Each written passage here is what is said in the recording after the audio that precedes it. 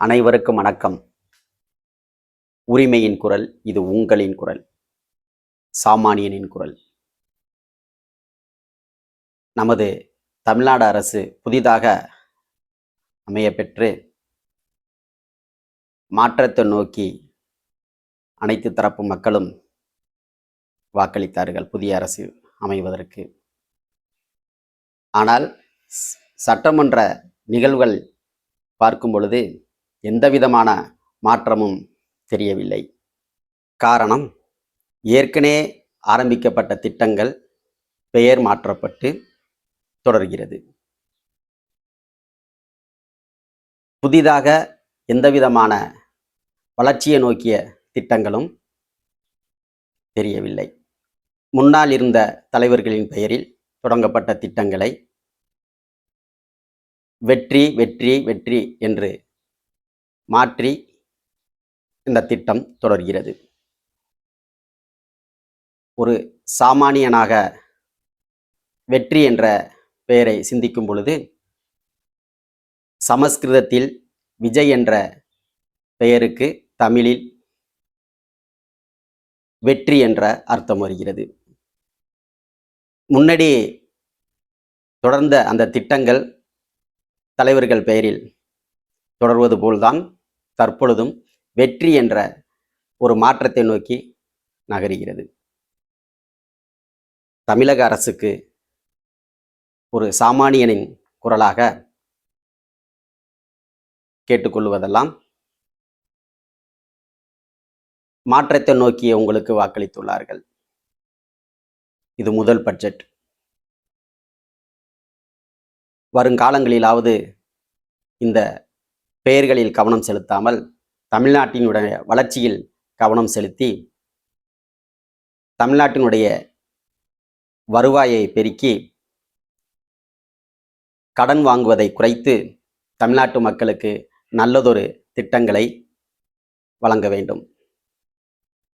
இதுதான் சாமானிய மக்கள் உங்களிடம் எதிர்பார்க்கிறார்கள். பல வளர்ச்சி திட்டங்களை இளைஞர்களுக்காக உருவாக்குங்கள். பெயரளவில் வேண்டாம். இது உரிமையோடு தமிழ்நாட்டு மக்கள் உங்களிடம் எதிர்பார்ப்பது. அதை நடைமுறைப்படுத்த, செயல்படுத்த நல்ல ஒரு நிதி ஆதாரங்களை பெருக்கி இந்த 5 ஆண்டுகளில் கடன் பெறுவதை குறைத்து வளர்ச்சியை நோக்கி வளர்வதற்கான ஒரு நல்ல ஒரு ஆயத்த பணிகளை தொடரவும். சட்டமன்றங்களில் முன்னர் ஆட்சி புரிந்தவர்கள் புகழ்ச்சிக்காக அமைச்சர்கள், எம்எல்ஏக்கள் பேசுவது போல் தற்பொழுதும் இந்த சட்டமன்றத்தில் தொடர்கிறது. புகழ்ச்சிதான் அதிகப்படியாக தொடர்கிறது. அதை மக்கள் விரும்ப மாட்டார்கள். வளர்ச்சியை மட்டும்தான் விரும்புவார்கள், மாற்றத்தை மட்டும்தான் விரும்புவார்கள்.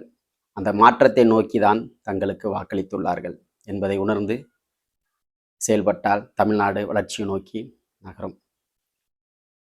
நமது இந்திய மத்திய அரசு ஒரு FCRA என்ற ஒரு திட்டத்தை கொண்டு வந்துள்ளது.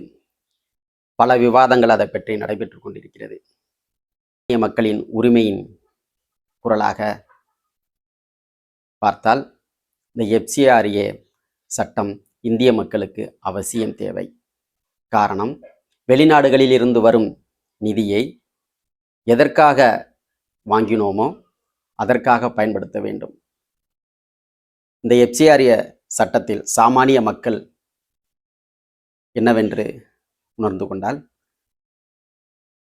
தொண்டு நிறுவனங்கள், கல்வி நிறுவனங்கள், சங்கங்கள் வெளிநாடுகளிலிருந்து பெறும் அந்த நிதியை நமது தேசத்திற்கு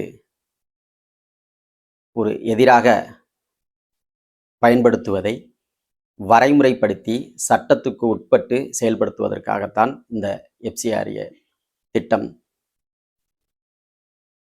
செயல்படுத்தப்படுவதற்காக மத்திய அரசு மிகவும் துரிதமாக செயல்பட்டு கொண்டிருக்கிறது. அந்த சட்டம் நிச்சயமாக இந்திய மக்களுக்கு தேவைப்படுகிறது. காரணம், எங்கேயே இருந்து கொண்டு தொண்டு நிறுவனங்களுக்கு பணத்தை அனுப்பி அந்த பணத்தை பெற்ற அந்த காரணத்துக்காக செலவிடாமல் ஒரு இந்திய தேர்தல்களையும் நமது மக்களின் ஒற்றுமையையும் சீர்கெடுக்க முடியும் என்று நினைத்தால் அது இந்திய தேசத்திற்கு வருங்காலங்களில் பேராபத்தாக முடிந்துவிடும். அந்த காரணத்திற்காக இந்த சட்டம் அவசியம் தேவைப்படுகிறது. அதை எதிர்க்கும் எதிர்க்கட்சிகள் அனைவரும் நல்ல அறிவாளிகள் தான். அதை கொண்டு வர நினைக்கும் ஆளுங்கட்சியும் நல்ல அறிவாளிகள் தான். இந்த சட்டத்தில் உள்ள சாதக பாதங்களை ஆராய்ந்து நமது தேசத்திற்கு பாதுகாப்பிற்கு எது முக்கியமோ அதை நிச்சயமாக செயல்படுத்த வேண்டும் என்று கேட்டுக்கொண்டு, நமது தேசத்தின் வளர்ச்சியை உறுதி செய்ய நாட்டு மக்கள் அனைவரும்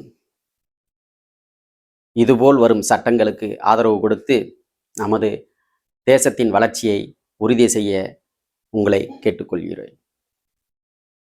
நமது உரிமையின் குரல் சேனலை சப்ஸ்கிரைப் பண்ணி ஆதரவு அளிக்கும்படி உங்களை அன்போடு கேட்டுக்கொள்கிறேன்.